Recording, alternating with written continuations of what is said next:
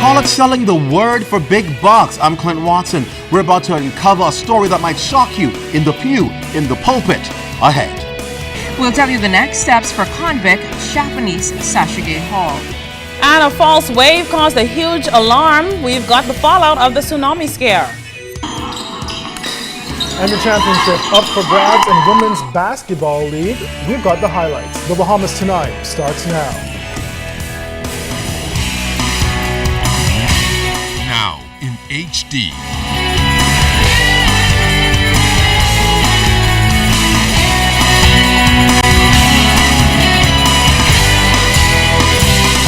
ZNS Network presents The Bahamas Tonight. This portion of the news brought to you by BTC Every Day.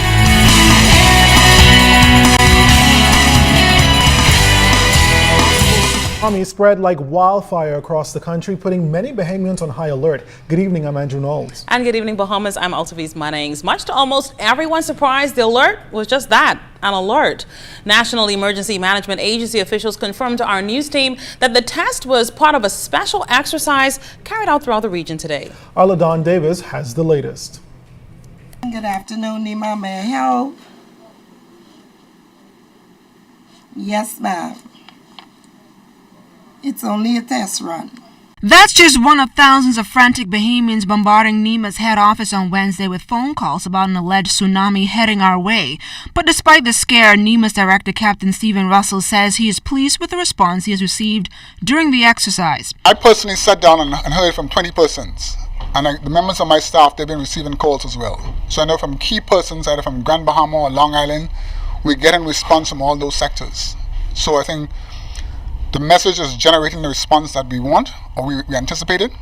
Now, just a matter of once you do post-mortem on this exercise to see how we can further refine this exercise in future. The persons are really aware that it's a test, and if it's not a test, how to respond appropriately.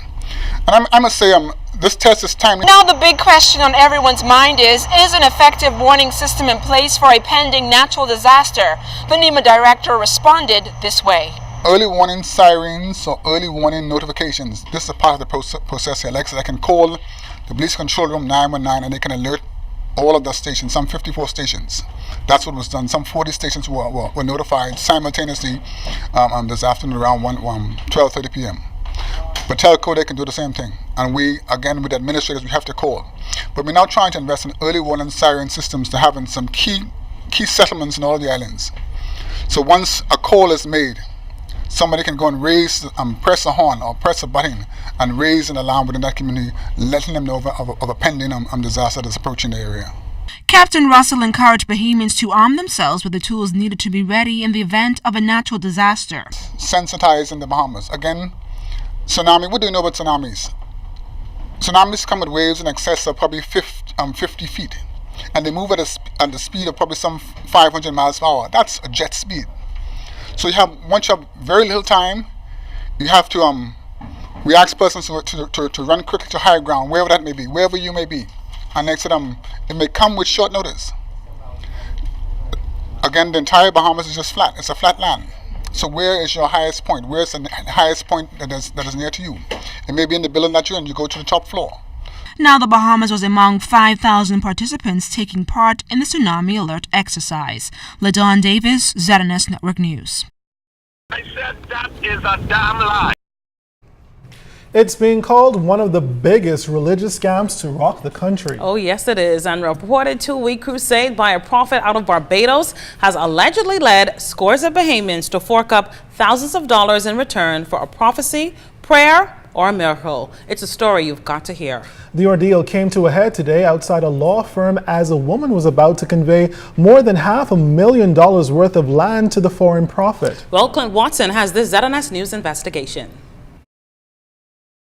Are you asking people to volunteer their land in order to get a prophecy or in order to receive information? Are you asking people? Absolutely not. Barbadian prophet L.L. Spencer has come under scrutiny after scores of people attending his 2-week-long crusade say it appears his focus is on cashing in rather than the word of God. It is alleged that the foreign prophet charges to meet one-on-one with people who need prayers. He's been operating out of a rented facility off Nassau Street. When I first met you, right? To bring $99 every morning for 4 mornings, right? I told you I didn't have it. Right. Right? I told you I didn't have it, right? So you say you cannot pray without me having it because I need to put a sacrifice on the altar. It is reported that some of the words given to those attending the crusades have created enough fear that they would give their last just to be released from what's been called the curse. They say all kinds of things over my life, and said that? People got me things, hands on me and all that, right? Who said that? He said that, right? Okay. Spencer. And so I went home that night. I said, God, what could I do? I don't have no money, but I have a piece of property, a little smaller piece in Freeport, 100 by 100. I'll give that to them, right? Stop lying. Stop lying. I lie? Yes, you are lying. But despite the prophet's claim that these were lies, ZNS News caught up with him and this lady at her lawyer's office, and further investigation provided evidence that she was indeed there to reportedly convey beachfront property worth more than $67,000 to the prophet. He and his wife were shocked to meet our news team and police waiting at the law office. You tell me you want a beachfront over here and beachfront in Freeport. How can I do that? So you were about to turn your land papers over to him? Because I was afraid. Every night, believers would jam-pack this tri-store complex, hoping to get what they called a word from the Lord, and they were willing to give their very last just to get it. There are people that I pray for night after night. Furthermore, in the service, I prayed for every person last night. I never asked for a seed. I pray with people nightly. Are you willing to disclose how much money in the 2 weeks you have been able to collect? $3,000. And that's what you're carrying with you? That's what you're carrying back to you with me? I paid my hotel with it already, and I used it. I would love to carry more with me. Further eyewitnesses we spoke to say the prophet reportedly wired up to $25,000 a day from the local bank to his account in Barbados, using various people to conduct the transactions and placing it on various family members' account abroad, all in an effort to reportedly avoid having to get official approval and avoid banking regulations. She brought $25,000 to the bank. She's trying to make me to wire it. And I didn't wire it. You see that? And say he got... They should be locked up. Because they prostituting the people of God, and it's very wrong. Just as times hard, people are suffering. I've never seen in all my years, I've never seen nothing like this in the church. Host of the Inspiration show, Vaughn Miller, was first alerted to the problem after callers phoned into the radio show. Initially, he said he referred the man to people who could help him. However, he became very concerned after the alleged reports.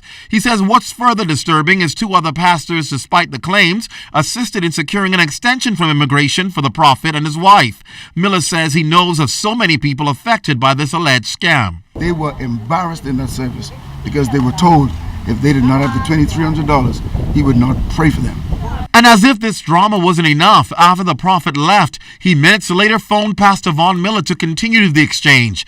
This time, his words were not as sanctified. I said that is a damn lie. Now, Pastor Vaughn Miller says he's not just advocating for the Christian Council to institute a vetting process, but he's also pushing to ensure that this particular Rev never returns to the Bahamas again.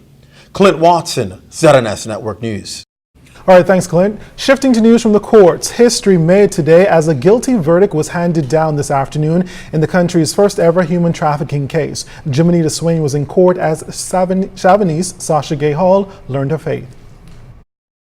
It took a little more than an hour for jurors to return with that guilty verdict. They were unanimous on the verdict of 4 counts that involved trafficking in persons. However, there was a majority decision on the final 2 counts of unlawfully withholding the identification papers of the 2 victims. It was clear that jurors accepted that Hall deceived the 2 victims by luring them to the Bahamas on the guise of employment, but they instead were forced into prostitution to repay their fare. One victim was seeking employment as a bartender or maid, while the other thought she was applying for a job to be a massage therapist.